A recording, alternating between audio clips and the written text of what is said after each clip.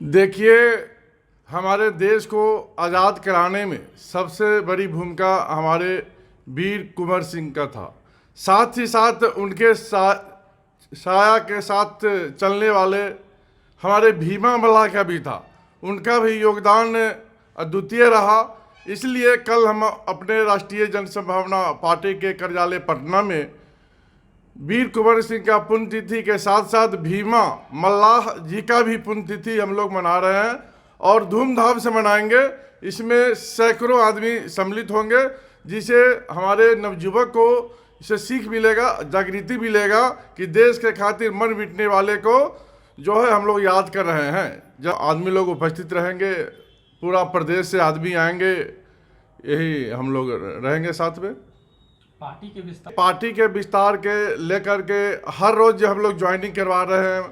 प्रखंड स्तर से लेकर जिला स्तर तक हम लोग सदस्यता ग्रहण करवा रहे हैं और पदाधिकारी बना रहे हैं, जिसे कम ही समय में आने वाले लोकसभा में हम लोग दमखम से पूरा इलेक्शन लड़ेंगे और पूरा 40 सीट पर लड़ाएंगे और जीतने का भी काम हम लोग करेंगे।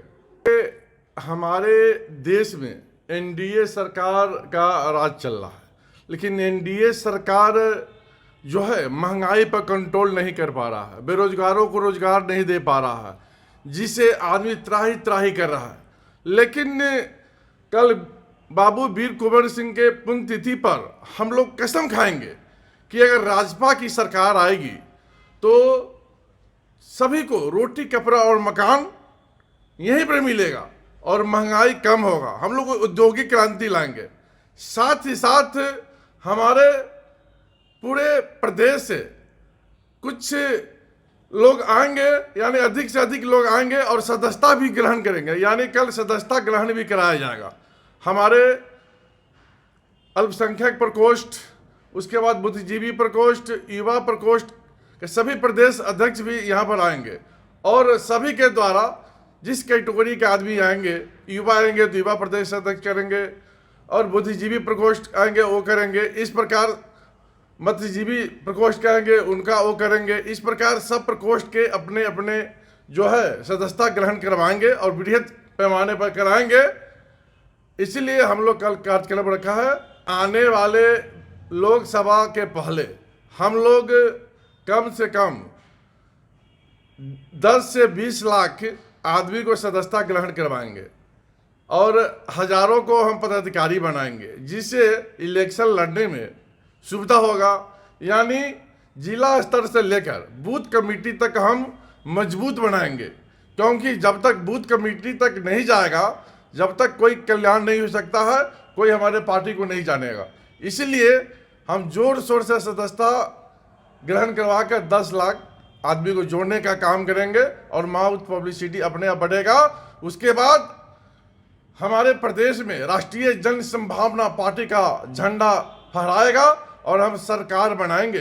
पहले प्रचार हो रहा है, फिर संचार होगा, फिर राजपा की सरकार बनेगी। देखिए, हमारी पार्टी बेरोजगारों को रोजगार देने के लिए काम करेगी, लेकिन सबसे पहले सत्ता में आने के बाद, सत्ता में नहीं है लेकिन हम लोग विरोध कर रहे हैं एनडीए सरकार को। एनडीए सरकार के कान में जू नहीं रेंग रहा है, यानी कोई ध्यान नहीं दे रहा है, सिर्फ विजय उत्सव मना रहा है, यानी यहाँ के पब्लिक को दिग्भ्रमित कर रहा है, ध्यान को दिग्भ्रमित कर रहा है। लेकिन यहाँ की जनता भूलने वाली नहीं है। इससे पहले कांग्रेसों का सरकार था, उसके बाद आरजेडी के सरकार था, लेकिन जनता यहाँ का उतार दिया, फिर दोबारा कभी नहीं आया। उसी प्रकार एनडीए सरकार से यहाँ की जनता उब चुकी है और आने वाले लोकसभा विधानसभा में उनको सबक सिखलाएगी। इसका प्रमाण है बोछा उपचुनाव में। 5 राज्यों में चुनाव हुआ है, लेकिन कहीं भी बीजेपी सरकार का एक भी सीट नहीं आया है, यानी यहाँ से उल्टा गिनती उनका चालू हो गया है और जनता इनके असली हकीकत को जान चुकी है। इसलिए दूसरे देश में छोटे छोटे पार्टियां, बिहार में राष्ट्रीय जनसंभावना पार्टी जो है बेरोजगारों को रोजगार देने के लिए, शिक्षा स्तर बढ़ाने के लिए, उसके बाद स्वास्थ्य पर काम कर रही है और आने वाले विधानसभा लोकसभा में अधिक से अधिक सीट जीतेंगे और सरकार बनाने के भी दावा हम करेंगे। ये वीआईपी का जो नीति नियत है उसके खोट है, इसलिए वो कभी आगे नहीं बढ़ पाएगा। जो जितना जल्दी आता है वो इतना जल्दी नीचे गिरता है, जो इसलिए हम कभी भी उनके साथ मिलकर काम नहीं करेंगे। हम अपने दम पर इलेक्शन लड़ेंगे और हमारे बिहार में 17% हमारे समाज का है और वो 17% में कम से कम 10% हमको सपोर्ट करेगा, क्योंकि हम मलाहों को आरक्षण दिलवाने के लिए काम करेंगे। इससे पहले हमारे नीतीश कुमार और केंद्र सरकार मलाहों का आरक्षण के नाम पर ठगती रही है और उसके बाद मछुआरों को हितकारी योजना आता है, लेकिन धरातल पर कुछ नहीं आता है।